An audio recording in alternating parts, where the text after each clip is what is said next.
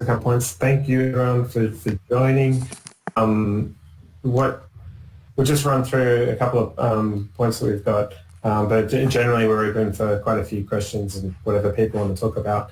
So in general, if you can keep things on mute and then ask questions in the chat, then we'll try and just pick them up as we go. Sorry,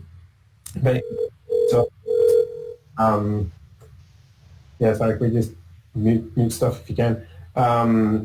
In terms of who else is on the from the team side, so Hugh, I'm the founder.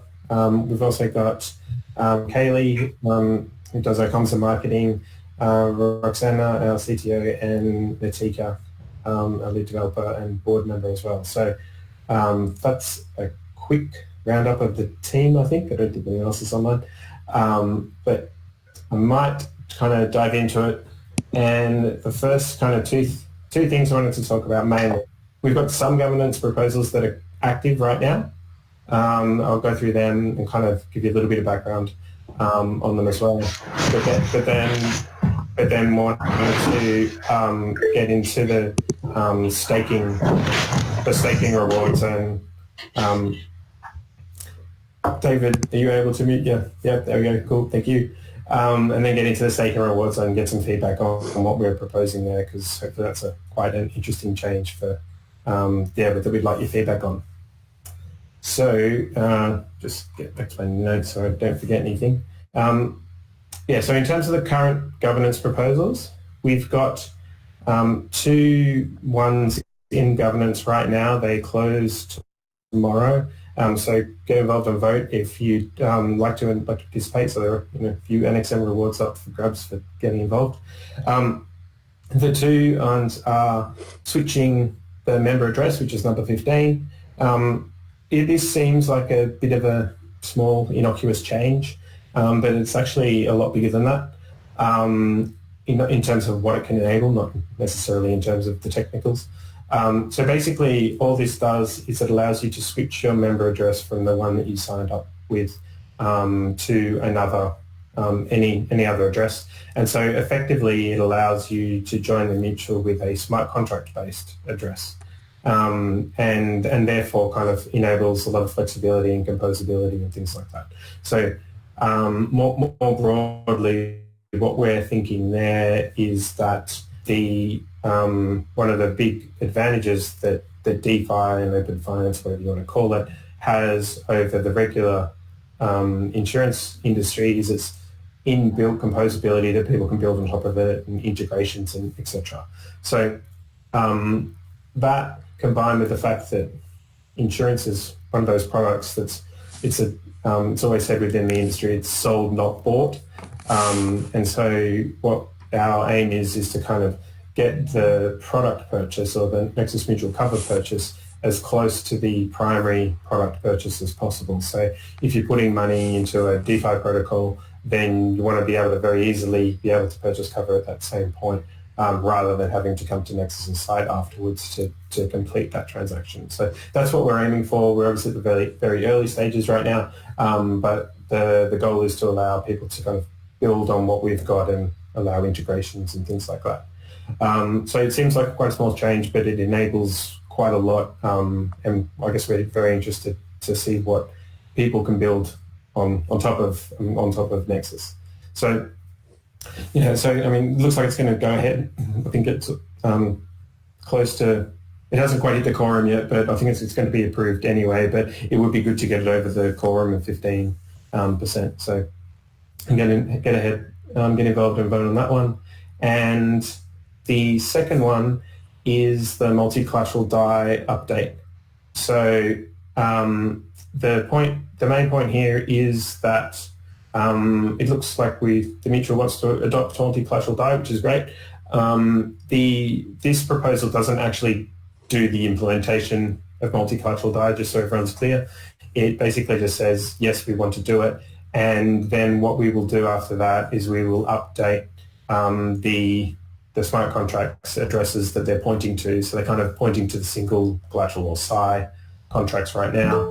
And so then we need to update them to point to the new multi-collateral DAI contract. So once the it's been approved, then we'll have to go and do that, and we might have to take the up down for an hour or two or something to just make sure that happens cleanly. So that is that one. So those are the two proposals that we have in governance right now. So I might just pause there for a moment in case anyone has any questions. So what happens if the quorum is not met? Basically, if the quorum is not met, it goes as per the board's default outcome, and the default outcome is yes. Right now, I think everyone's voted yes on either of them, but they haven't quite hit the quorum. So it looks like they're going to go ahead regardless. But of course, it would be nice if we hit the quorum on everything, so that the members are actually driving this thing. So it doesn't matter too much, but it would be great, and hopefully we've got some incentives to do that. Cool.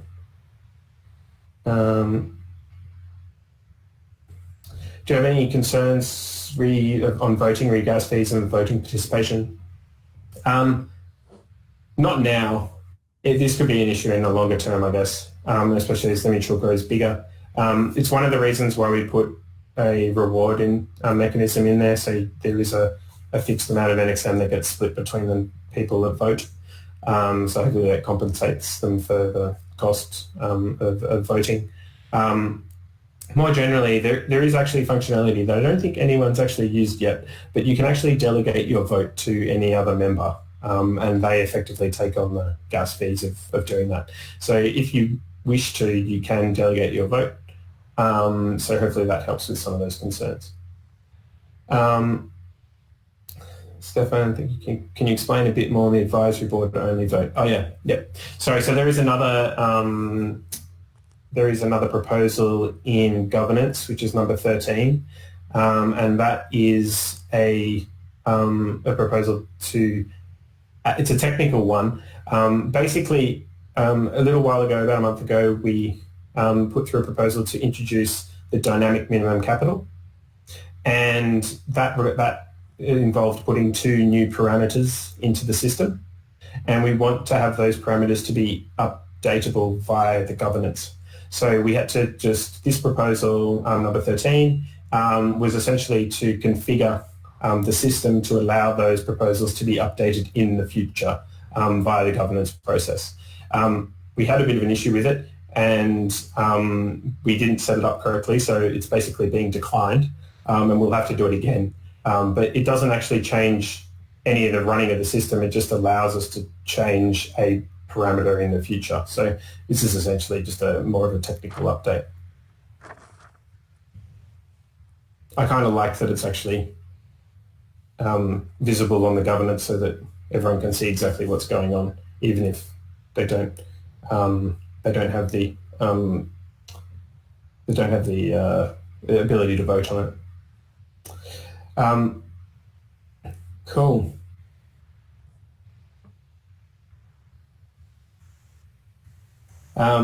Just on the government side, a bit slow. Yeah, it's reading from IPFS, so that's kind of the main reason why it's a bit slow. So yeah, we're looking just in general, that specifically, but also more generally, we're looking to kind of improve performance on a few different bits and pieces. So hopefully that will help. Cool. All right. Well, I might start moving on to the staking side of things, but feel free to ask questions on anything. So a bit of background to start with.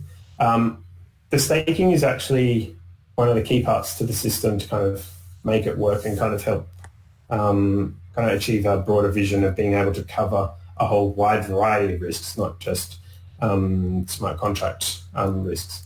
So the philosophy here is that we want to minimize what's on chain and use incentive mechanisms so that people coordinate off chain as in how they see fit.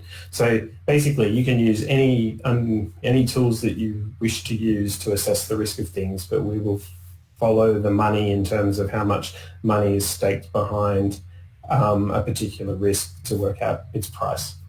And so we need to be able to encourage it to work as efficiently as possible, and the more people that get involved, obviously the better.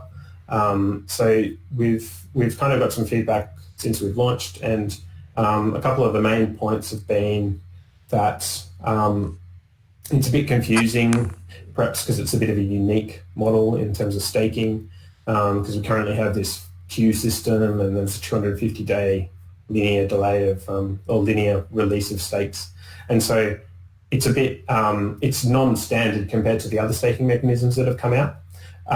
Very, very briefly, we modeled it on some insurance world, like real world stuff as to kind of how we would approaching it.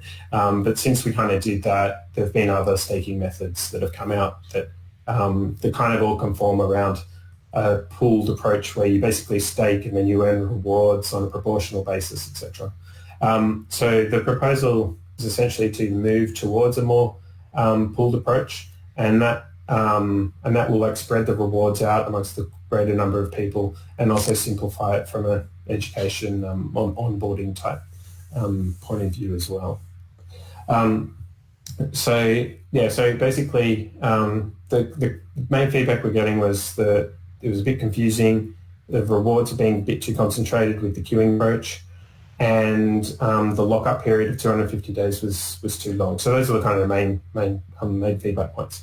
So the proposal is to move towards a pooled basis of staking. So rewards and punishments are done on the pool. So if you stake, for example, against Compound, then every time someone buys cover on Compound, that gives a certain amount of rewards in NXM, and the proposal is to split those proportionally amongst the stakers. And if Compound was to have a bug and a claim was to be paid, then the claim would be proportionally shared amongst the stakers as well. So that's kind of how the pooled basis works. In terms of the timing and the delay, like the staking period, basically you can increase your stakes at any time, but there's a 90-day delay on withdrawing them or unstaking them. This is obviously a bit longer than other staking systems, but it's important to know kind of why we actually have this. And essentially, we actually rely on the staking to make risks coverable. And so if you stake, make the risk coverable, and someone buys cover for, say, a year, then you withdraw your stake, and all of a sudden then there can be a claim and there's no corresponding burn, and so you've got all the rewards but none of the punishment. So so that's kind of why we had that 250-day linear runoff. We obviously want to simplify things, and so a 90-day kind of flat and cliff edge off the 90 days is roughly the same or similar. So yeah, well, I guess we're looking for feedback on that, but that's one of the reasons we have a relatively long staking period. Hold on, just check. I'll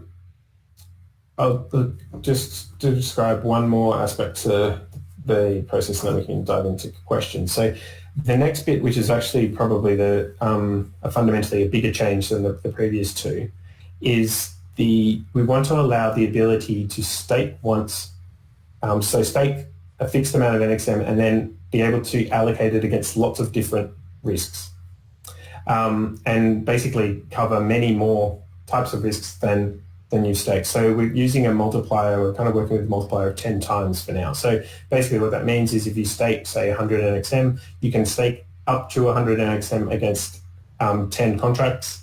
And so you're exposed to the rewards and potential punishments of any of those 10. And so this is kind of where we fundamentally differ to something like a prediction market, where you have to kind of be on a one-for-one risk money basis. We can actually you can actually get exposed to lots of different risks just with one stake. And so the downside there is that if that seems like, how can you do that, I guess?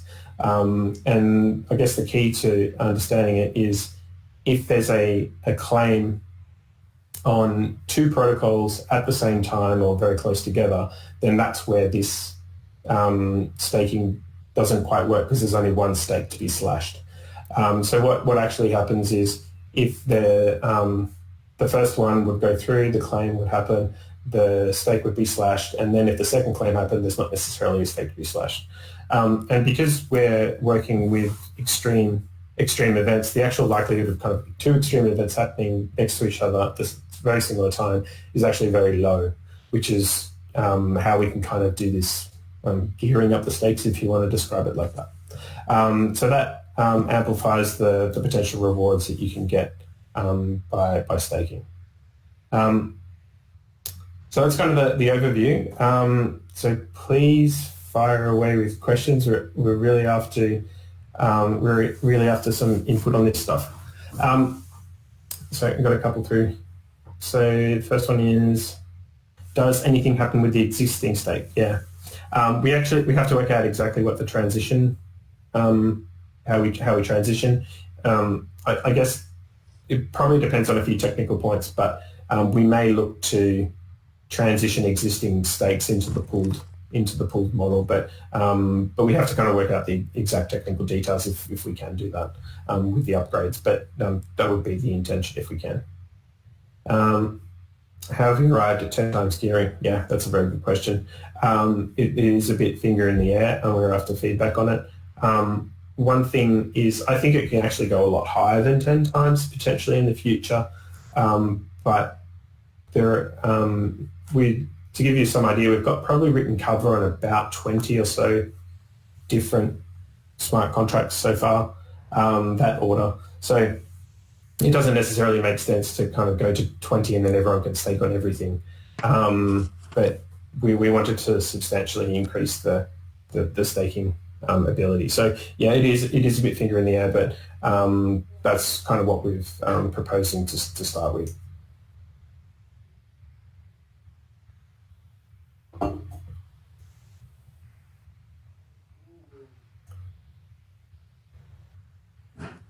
Do people think that that's too low or too high?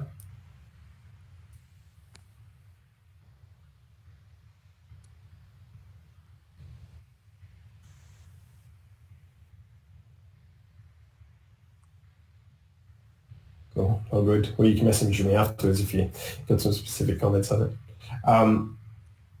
I guess the other specific point it would be good to get some feedback on is the 90-day delay, and if there was any feedback on that one as well.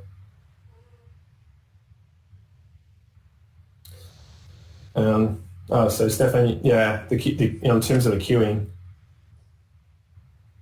yeah, rewarding early stakers still makes sense. Yeah, so this was one thing we discussed.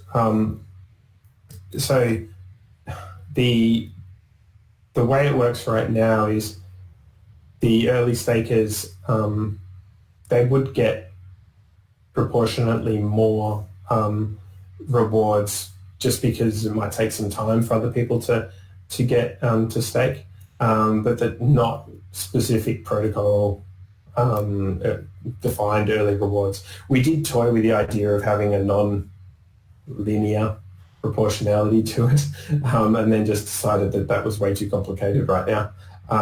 But I guess it is something that we could potentially do in the future. The way I actually view it is we're actually trying to solve two problems at once. So in general, there are two types of risks. There are the compound type risks, which are kind of, you've got contracts that have been relatively battle tested. There's obviously still some risk, but the neutral can offer cover without any staking. And so from that point of view, it doesn't need staking to operate. And so we're not too worried about incentivizing early stakers in that scenario. Then there are the other types of risks, which are kind of newly deployed contracts, which really would be valid, the neutral can't cover without staking. And therefore, we really want to kind of get people staking on those as early as possible so that others can buy cover, etc. And there it would make sense to kind of reward early stakers. So, which I think is why we had that queuing approach, or one of the reasons we had it. And I'm not quite sure how to balance everything out with that. But I think the pooled approach and being the early staker, which will get the first people's, like, might take some time for other stakers to come in. I think that would hopefully reward early stakers a bit more. But again, that would have to be kind of tested, and we'll see what the behaviour is like.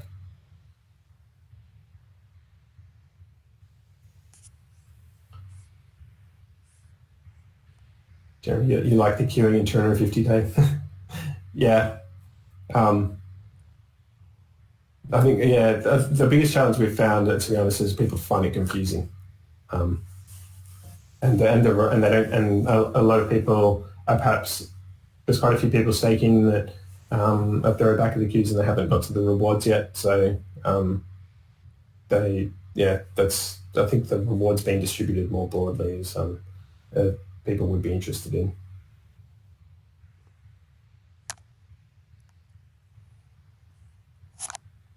Oh.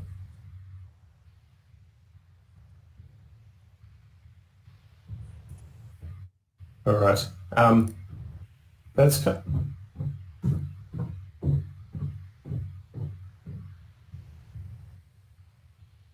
Anton, generally, how can non-members read and review proposals?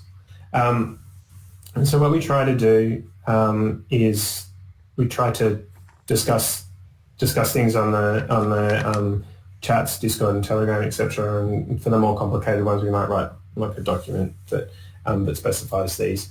That's what, for example, with the pooled staking, that's what we're planning on doing. That's actually one thing we're trying to work out what the best approach is. We're considering having an open page on our GitHub to kind of collect comments, like more on a forum type basis for the bigger proposals. So maybe like this pooled staking one. But I think it's fair to say we're not quite sure of the best medium to do that right now. We actually have two main groups of people. There's the heavy crypto natives, which are quite fine getting involved in GitHub and other things. And then we've got a group of insurance-like people that are less into the code, and they provide some really kind of good balance and comments. So, and they're not necessarily know their way around GitHub, but they may be able to comment on a forum or a Google Doc or something like that. So we may experiment with a few things there. But in general, the Discord and the Telegram are the best way to keep in touch with what we're doing now, and but that's probably going to evolve in the future. And to be clear, that's before we put the official proposal into governance. So Stephen, specifically on the pooled staking, basically on the Discord right now, but we're writing up something that will be a bit more detailed. So the idea was to just, here's a straw man, get some feedback in this call and from a few other places, and then we'll put together a more detailed document that people can discuss. Cool.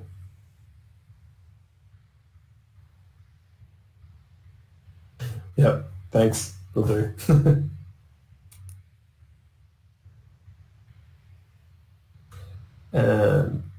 Plans to use the die savings rate? Yes, we do. So this is kind of linked to investment earnings on the pool of funds on the capital pool. So in general, what we want to do as an insurance-like entity is invest the capital pool in interest-bearing assets, so because we can obviously make more money for the members that way. So the key to doing that is making sure that we don't accumulate too much risk. For example, if we were to put our money into compound and we're already covering a lot of compound risk, then that's probably not going to work so well if there's a hack of compound. So what we want to do is kind of put our money in places where it's kind of uncorrelated. And the die savings rate is actually one of those. ETH 2.0 staking is another. And then there are potential other options on the horizon, which are more interesting and less DeFi-ish, but it's worth thinking about. at least, and like, for example, tokenized bonds or something like that, which essentially tokenizes an off-chain asset. So there are a few options there, and I'm more keen on the DAI savings rate and ETH 2.0 staking, but there are definitely other ones coming out that are worth discussing when we get a bit further along. Right now, the investment pool isn't being actively invested; it's just being held. But we do plan to get to that next year.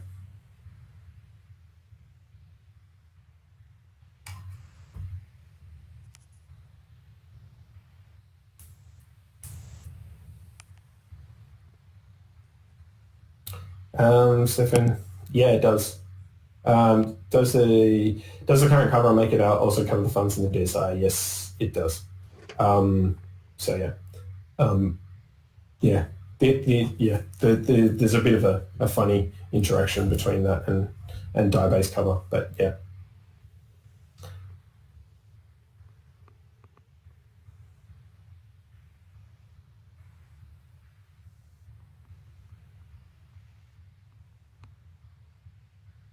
Yeah. Yeah, trying to work out how all these interactions and what it makes sense to buy cover on, it's a bit challenging. And I think that's in general one of the things we're going to be working hard on is actually being able to communicate or abstract away the complexity so that people understand what they're doing or know what to do. At the moment, it's a very open protocol, I guess, that you can kind of get cover for whatever you want. But with feedback from quite a few users is I'm not quite sure exactly what I should be doing. I want some guidance as to doing the right thing. So yeah, that's one thing we're going to be looking at.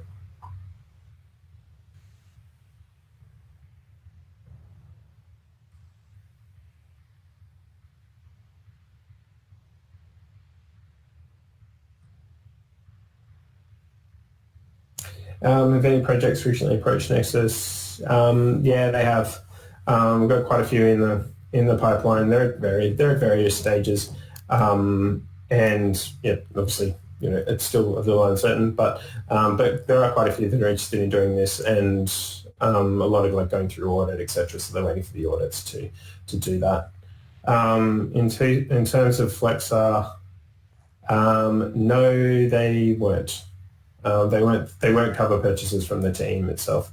They were, from my understanding, without actually knowing all the precise details, are that the Flex has introduced a new staking system, and so some of the early Flexer holders are looking to get involved in the staking, and they wanted some cover on the staking contracts before they did that, which is pretty cool. So, and I think some of the Flexer team have actually staked on their own contracts. But so there is some involvement there, but I think that's a pretty interesting use case actually. But one thing that we have found lots of people are interested in is obviously buying cover on protocols or staking systems that they actually earn interest or rewards from. And then they can use part of those rewards to pay for the cover. That seems to be a good use case, and so this is kind of another example of that happening. And so to the extent that more and more staking systems come out, then we also have more and more opportunity to write cover. Mm-hmm.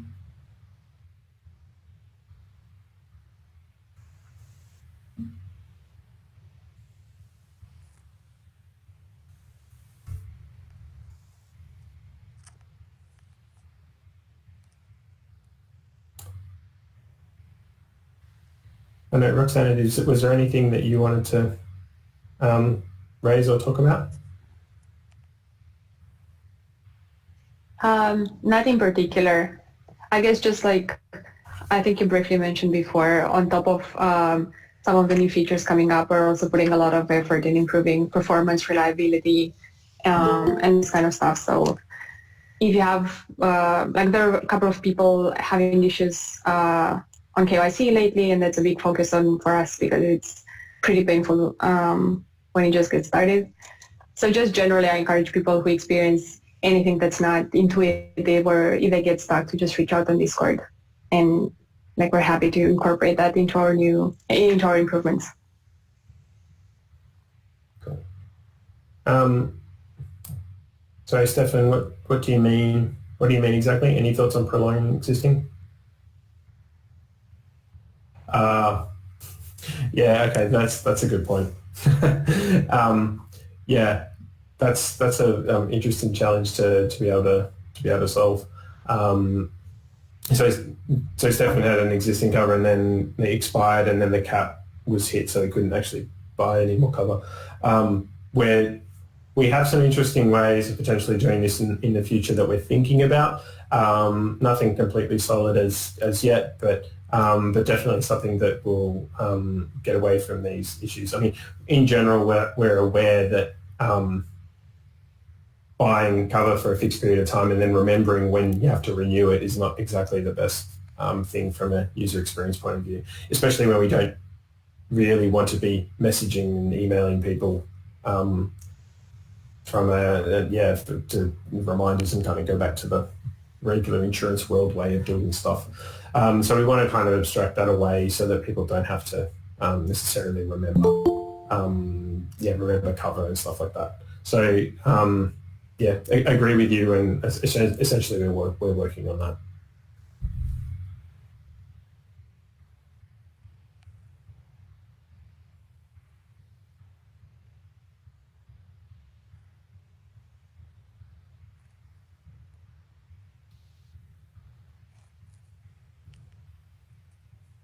Cool. I mean, I think one thing is worth just maybe just giving some extra context on while we've got people here is that we believe the staking mechanism that we're developing. The idea here is really to iterate on it and to make it kind of fit for purpose and working really well for smart contract cover. But then once we've got that kind of embedded, then we can actually apply that staking model to many different types of risks. And that's always where we've considered the whole mutual to be able to go. And so, in general, there's lots of particular risks in crypto that insurance companies don't want to cover for various reasons, mainly because they just don't understand and there's not enough data. And so hopefully we can help solve those types of problems. So I think as kind of broader context, these staking changes are more about iterating to find a model that works, and then obviously applying it to this existing cover and then being able to kind of expand it into different product lines in the future. So that's the general gist of where we're headed, I guess. Yeah, okay. Well, cool. That's probably about it then. Feel free to jump in with any last minute ones if you've got them. But thank you all for jumping in and attending. It's good to get your feedback, and please vote on the governance ones today / tomorrow morning, depending on your time zone, obviously, and hopefully get this over the quorum, and that'll be really good. So get those, and then we will also share some more detail on the staking rewards, and look forward to some specific comments on the details. Great. Okay. Thanks, everyone. Talk to you later.